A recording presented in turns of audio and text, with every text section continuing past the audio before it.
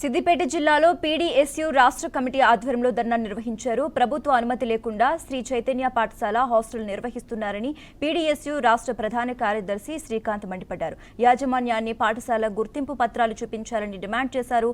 పూర్తిస్థాయి అనుమతులు లేకుండానే శ్రీ చైతన్య పాఠశాల నిర్వహిస్తున్నా ఎందుకు స్పందించడం లేదని ఎంఈఓ యాదవరెడ్డిని ప్రశ్నించారు.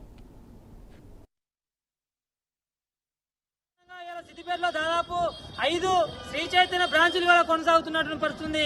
కేవలం అధికారికంగా ఒకటే ఒక పాఠశాలకు వాళ్ళు అనుమతి తీసుకొని మిగతా 3-4 పాఠశాలకు కూడా వితౌట్ పర్మిషన్స్ తోని వాళ్ళ రన్ చేస్తున్నటువంటి ఒక పరిస్థితి వాళ్ళ సిద్దిపేటలో నెలకొన్నది. ఇక్కడ ఉన్నటువంటి పాఠశాల కూడా ఇప్పుడు కేవలం ఓపెనింగ్ పర్మిషన్ మాత్రమే ఉంది. ఆ ఓపెనింగ్ పర్మిషన్ కూడా జూన్ నెలలో మేము మొత్తం కూడా బిల్డింగ్ మేము కంప్లీట్ చేస్తాం అనేటువంటి ఒక assurance DSC director of school education లో వాళ్ళు ఇస్తే ఒక అష్యూరెన్స్ ఇస్తే ఆ అష్యూరెన్స్ లో భాగంగా వీళ్ళకి ఓపెనింగ్ పర్మిషన్ ఇచ్చినట్టు సంబంధిత ప్రిన్సిపల్ గారు ఏజీఎం గారు మాకు తెలియజేయడం జరిగింది.